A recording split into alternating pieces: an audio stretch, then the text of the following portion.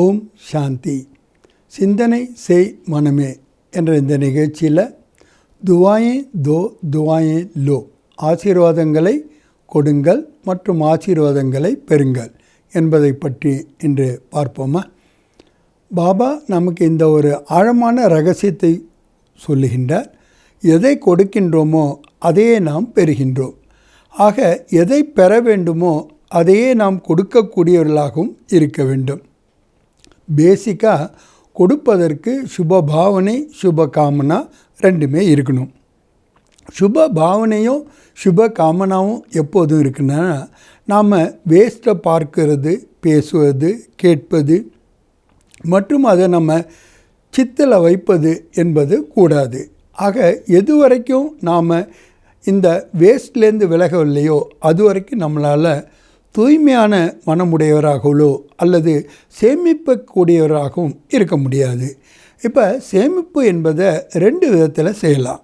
உலகத்தில் கூட இதை தான் சொல்கிறாங்க. ஒன்று, ரொம்ப அதிகமாக நாம் சம்பாதிக்க வேண்டும், அதாவது செலவுக்கு மேலே. இன்னொன்று, நாம் குறைவாக செலவழிக்க வேண்டும், அதாவது வருமானத்துக்குள்ளே. இந்த ரெண்டு விதத்தில் நம்மளால் சேமிக்க முடியும். அதனால தான் பாபா சொல்கிறாங்க, நாம் எதை பெற வேண்டுமோ அதை நாம் கொடுக்க வேண்டுமென்றால் நாம் எதை கொடுக்க வேண்டும், எப்படி கொடுக்க வேண்டும் என்பது நமக்கு தெரிந்திருக்க வேண்டும். ஆக நேரத்திற்கு ஏற்ப நாம் இந்த சேமிப்பு கணக்கை அதிகரிக்கக்கூடியவர்களாக இப்பொழுது நாம் இருந்து கொண்டு இருக்கின்றோம். ஆக நாம் கொடுக்க ஒன்று வேறாகவும் அல்லது பெறக்கூடியது வேறொன்றாகவும் இருப்பதற்கான ஒரு கான்செப்டும் இன்னொன்று இருக்கின்றது. அது என்னென்னா, நாம் விகாரங்களை, தீய குணங்களை கொடுக்கின்றோம். அதற்கு பதிலாக சுகம், சாந்தி, மகிழ்ச்சியை நாம் பெறுகின்றோம்.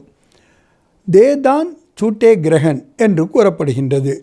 நாம் தானம் கொடுத்தா தான் அந்த கிரகம் எது நம்மளை பிடிச்சிருக்கோ அதை விடும் என்றும் கூறப்படுகின்றது. ஆக ஒரு இடத்துல எதை பெற வேண்டுமோ அதை கொடுக்கக்கூடியவர்களாக இருக்கிறோம். இன்னொரு இடத்துல ஒன்றை கொடுத்து இன்னொன்றை நாம் அதற்கு பதிலாக பெறுகின்றோம். ஆனால் பிஸ்னஸே பாருங்களேன், நீங்கள் விலை கொடுக்காமல் ஒரு பொருளை பெற முடியாது.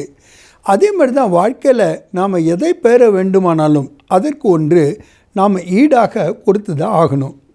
உழைப்பு இல்லாமல், முயற்சி இல்லாமல் பலனை நம்ம அடைய முடியாது. ஆக பலனை அடைய வேண்டும் என்று ஆசைப்பட்டால் மட்டும் பத்தாது, அதுக்காக பிளான் பண்ணால் மட்டும் பத்தாது, அதை நாம் செய்யக்கூடியவர்களாகவும் இருக்க வேண்டும். அப்போ தான் நாம் அதை அடைய முடியும். அதனால்தான் pay the cost and get the reward என்று கூறுவார்கள். மனித மனதினுடைய ஒரு தன்மையை என்ன அப்படின்னு பார்த்தோன்னா, ஒன்று ரிவார்டு அல்லது பனிஷ்மெண்ட். நம்ம ரிவார்டு கொடுத்து அவங்கள மோட்டிவேட் பண்ணலாம் பாசிட்டிவான காரியங்களை செய்வதற்கு. சில நேரத்தில் நாம் பனிஷ்மெண்ட் கொடுத்து அவங்கள தடுக்கவும் செய்ய முடியும் நம்ம. அதனால தான் மனித இனமே இந்த ரெண்டு பிரின்சிபலில் தான் செயலாற்றுகின்றது. ஆனால் பாபா நமக்கு ரெசிப்ரோசிட்டி லாவை பற்றி சொல்லி கொடுத்துருக்கின்றார். ஆக கொடுப்பதை நீங்கள் பெறுகின்றீர்கள், எப்படி கொடுக்கின்றீர்கள், எப்படி கொடுக்க வேண்டும் என்பதற்காக. ஆக ஆசீர்வாதங்களை நாம் கொடுப்பவர்களாக இருப்பதின் மூலமாகத்தான் ஆசீர்வாதங்களை பெறுபவர்களாகவும் ஆகின்றோம். ஆசீர்வாதம் என்ன அப்படின்னா, உழைப்பு இல்லாமல் நாம் பெறுவது. வெறும் ஆசீர்வாதத்தின் மூலமாக கூட நாம் முயற்சி செய்யாமல், அந்த உழைப்பு இல்லாமல் அதனுடைய பலனை நம்மளால் அடைய முடிகின்றது.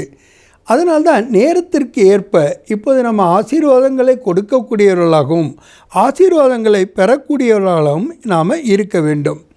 ஆக முயற்சியின்றி நாம் பலனை அடைகிறதுக்கு தான் இந்த ஆசீர்வாதங்கள் என்பது பயன்படுகின்றன.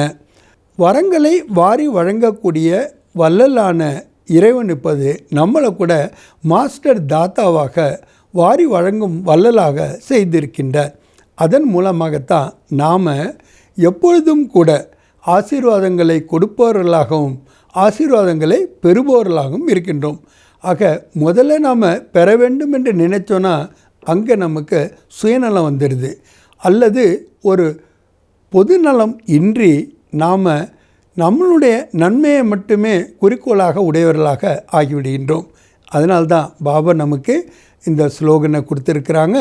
ஆசீர்வாதங்களை கொடுங்கள், ஆசீர்வாதங்களை பெறுங்கள், அதற்கு தகுதியுடையவர்களாக ஆகுங்கள் என்று. நல்லது. ஓம் சாந்தி.